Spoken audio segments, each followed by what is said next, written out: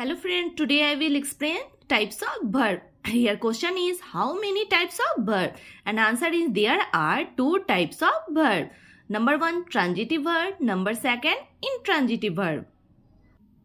Now I will explain transitive verb and intransitive verb. Number one transitive verb, a verb which requires an object after it to complete its sense is called a transitive verb. For example, the man killed a snake. First transitive verb है क्या? तो transitive verb ऐसा verb है जिसको अपने आप को स्पष्ट करने के लिए ऑब्जेक्ट लेना पड़ता है. तो इंट्रांजिटिव वर्ब जो है अपने आप को स्पष्ट करने के लिए ऑब्जेक्ट लेता है, तो वो हमारा ट्रांजिटिव वर्ब हो जाएगा. For example, the man killed a snake. The man killed a snake. तो यहाँ पर किल्ड जो है वो क्या है? हमारा वर्ब है. बट वर्ब है तो यहाँ पे लग रहा है हाँ किल्ड है सो वर्ब है, बट ट्रांजिटिव वर्ब है वो कैसे पता चलेगा? तो आफ्टर वर्ब क्या यूज किया गया है? ऑब्जेक्ट यूज किया गया है. किसी भी सेंटेंस में अगर वर्ब के बाद अगर ऑब्जेक्ट का यूज होता है तो हमारा ट्रांजिटिव वर्ब हो जाएगा. Number two, Aditi made a doll. Aditi made a doll. इस सेंटेंस में भी मेड हमारा क्या हो जाएगा? तो वो वर्ब है. और आफ्टर वर्ब क्या यूज किया गया है? ऑब्जेक्ट यूज किया गया है. तो वर्ब के बाद अगर ऑब्जेक्ट यूज होगा तो वो हमारा ट्रांजिटिव वर्ब हो जाएगा. Number second, intransitive verb.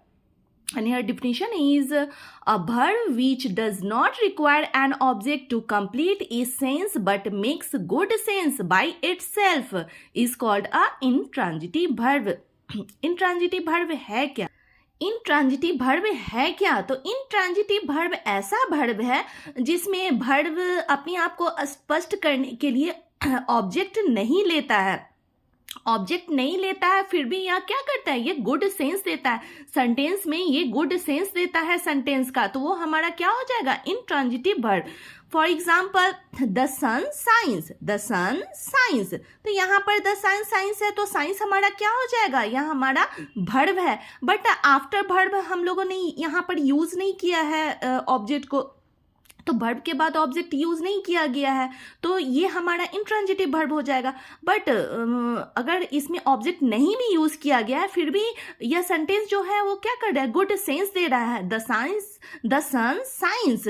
That means सूर्य जो है वो क्या है? चमकता है, तो गुड सेंस तो दे रहा है इसमें, तो ये हमारा इंट्रांजिटिव वर्ब हो जाएगा. Number second, Aditi laughs. Aditi laughs. तो लाफ्स है वो क्या है? यहाँ पर वर्ब है.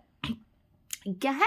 वर्ब है. बट हमने आफ्टर वर्ब हमने ऑब्जेक्ट का यूज नहीं किया है, तो ये सेंटेंस हमारा क्या हो जाएगा? यहाँ पर ये वर्ब जो है वो क्या कहलाएगा? इंट्रांजिटिव वर्ब कहलाएगा. क्या कहलाएगा? Intransitive verb. बिकॉज यहाँ पर हमने ऑब्जेक्ट का यूज नहीं किया है. तो फ्रेंड्स, इसमें हमें देखना है कि किसी भी सेंटेंस में अगर हमें वर्ब के बाद ऑब्जेक्ट का यूज किया है तो वो हमारा ट्रांजिटिव वर्ब होगा. एंड अगर वर्ब के बाद हमने ऑब्जेक्ट का यूज नहीं किया है तो वो हमारा इंट्रांजिटिव वर्ब कहलाएगा. Okay, bye bye.